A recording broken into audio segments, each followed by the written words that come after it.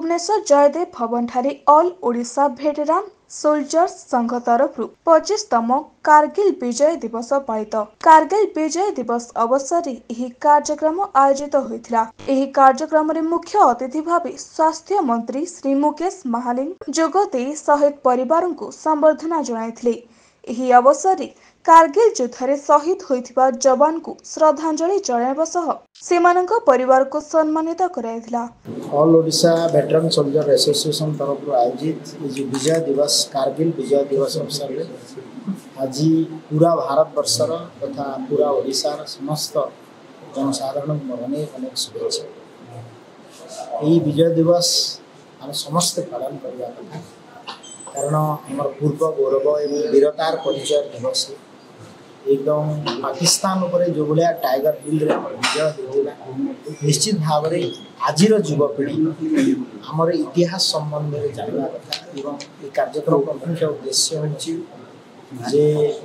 आमर इतिहास जानिले निश्चित भाव में आम गर्वित हम आउ थे समस्त Umesh Kumar Chaini, general secretary all Odisha veteran soldier association. Kargil Vijay Diwas जो कारगिल वार होता से भारत जीती पाकिस्तान एगेन्स्ट रे। आमर जो वीर जवान माने शहादत देइथिले एही ताकर फोटो लागिची।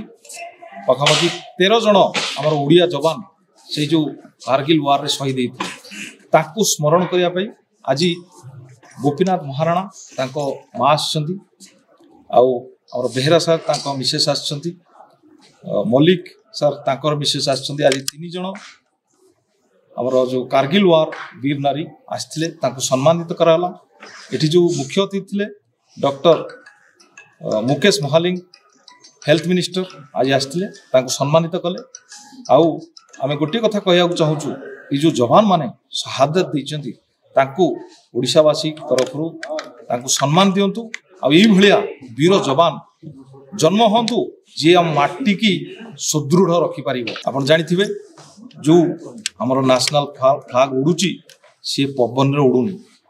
ये जो शहीद माने ताकर शेष निश्वास रे यही नेशनल फ्लैग उड़ूची।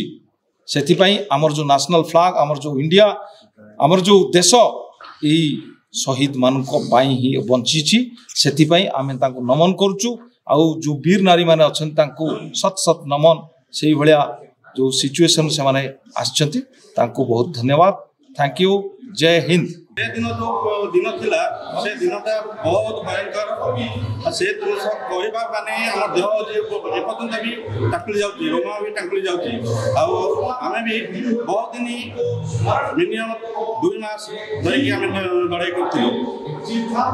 2 वर्ष पर 2 मास पर आमे विजय हासिल करथिलु। आउ जो टॉप थिला बहुत हेवी टॉप थिला। से टॉप रे आमे पहुंचिया पई बहुत माने 540 जवान शहीद करथिले। किंतु कारगिल वार रे हमर पाकिस्तान सैन्य कम से कम 4000 रु 5000 सैनिक डेथ कर जाइथिले। कारण हमर बहुत कम डेथ करथिले। हमर 450 जवान डेथ करथिले। हेले मध्य किंतु हम विजय पताका लहरे कारगिल को विजय दान करथिलु। भुवनेश्वर सुभाषिष दास का रिपोर्ट, स्टार ओडिशा न्यूज।